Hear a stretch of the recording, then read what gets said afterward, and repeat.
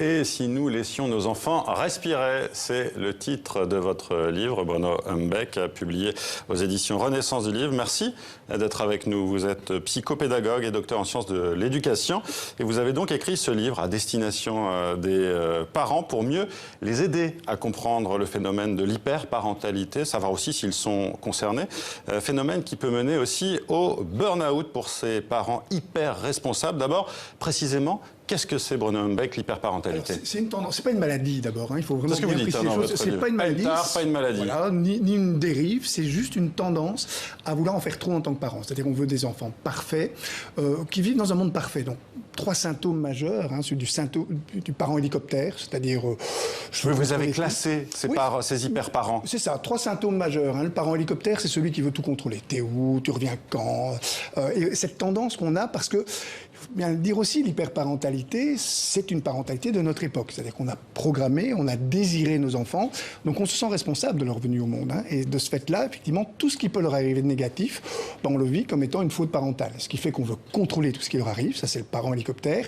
On veut toujours le meilleur pour eux. Si vous voulez, un parent hélicoptère amélioré, le parent drone, c'est-à-dire apporter en permanence le meilleur, la meilleure école, la meilleure classe, le meilleur dessin animé, ils préféreront Kirikou à Bob l'éponge, par exemple. Et toujours le meilleur pour l'enfant en permanence. Et le 3e symptôme, le parent curling, c'est-à-dire, c'est le curling, c'est ce sport où on lance un palais, puis vous avez des gens la glace. Qui frottent. Alors, voilà. Il faut savoir que ces gens qui frottent ne servent pas à grand-chose. C'est l'illusion de contrôle. Tout est dans le geste. C'est-à-dire que l'éducation, c'est ce geste. Lancer, lâcher, parce qu'il faudra bien lâcher un jour nos enfants, et arriver le plus près possible d'une cible qui pourrait être le bonheur ou l'épanouissement. Le problème du parent curling, c'est qu'il veut contrôler toute la trajectoire, ce qui fait qu'il devient fou dans 2 espaces d'ailleurs, qui sont les 2 ascenseurs sociaux.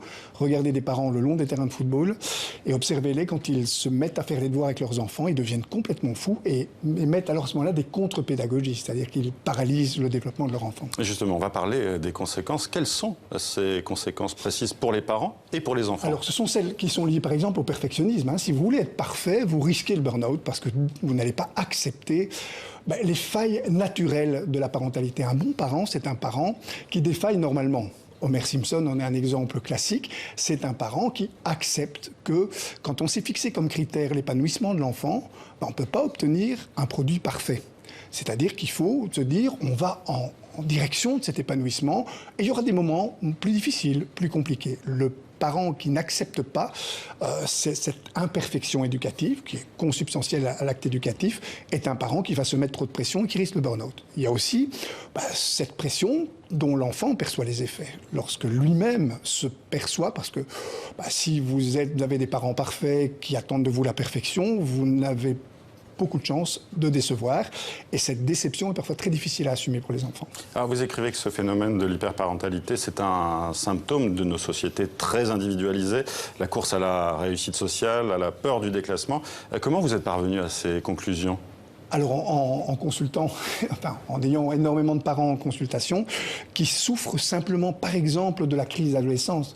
Il faut savoir que l'adolescence, c'est un peu comme la levure, ça gonfle tout. C'est un révélateur, en fait, voilà, c'est ça. C'est un révélateur des difficultés éducatives. Et la crise adolescente, le tableau typique que j'avais quand j'ai une famille avec un adolescent en crise, c'est un adolescent goguenard avec autour de lui 2 parents complètement effondrés qui se demandent ce qu'ils vont faire de lui. Et cette pression éducative... C'est ce fameux burn-out, cette hypoparentalité. Oui, voilà, c'est ça. Qui peut se transformer effectivement en hypoparentalité, en retrait massif, parce qu'on n'en peut plus, parce que l'enfant est vécu comme décevant, et qu'on finit par se définir comme un parent mauvais, défaillant, alors qu'un bon parent, c'est un parent qui effectivement commet des erreurs, qui laisse l'enfant grandir à l'intérieur de ses multiples erreurs. Ce phénomène de l'hyperparentalité, ça vient quand même de quelque chose de positif, des parents plus investis qu'avant, notamment pour les pères notamment. Tout à fait. Donc c'est pour ça qu'il faut vraiment éviter d'en faire un argument de culpabilité pour les parents.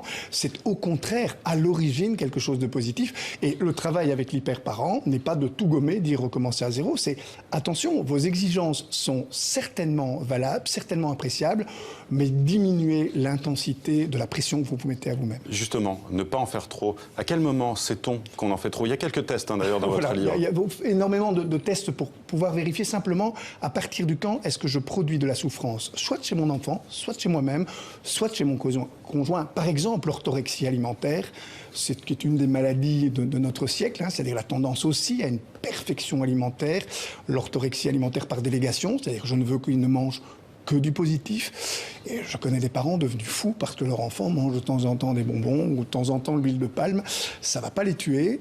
Et s'enlever cette pression-là, même chose par rapport à l'écran. Vous dédramatisez sur les écrans, même si on dit aujourd'hui qu'entre 0 et 3 ans, il ne faut pas leur montrer des écrans. Alors, vous ne pourrez pas vivre sans écran, vous ne pourrez pas éviter qu'ils en voient. Vous devez éviter que l'écran vous remplace le parent. Ça, l'écran n'est pas un bon babysitter, mais c'est pas nocif pour l'enfant. Ce qui est parfois nocif, c'est la tension qu'on met autour du rapport à l'écran. Quand le parent, par exemple, interdit tout écran chez l'enfant, fait de tous les jeux vidéo. Moi, je prescris très souvent des jeux vidéo, non pas aux enfants, mais aux parents. Parce qu'un jeu vidéo, c'est quelque chose qui va participer à votre développement. Si vous jouez à Call of Duty, vous allez utiliser des zones cérébrales qui seront très utiles pour votre développement. L'intelligence stratégique, l'intelligence analytique, l'intelligence procédurale sont des intelligences utiles. C'est donc une question d'équilibre, de sérénité et de respiration. Je conseille donc la lecture de votre livre. Merci Bruno Humbeck d'avoir été avec nous.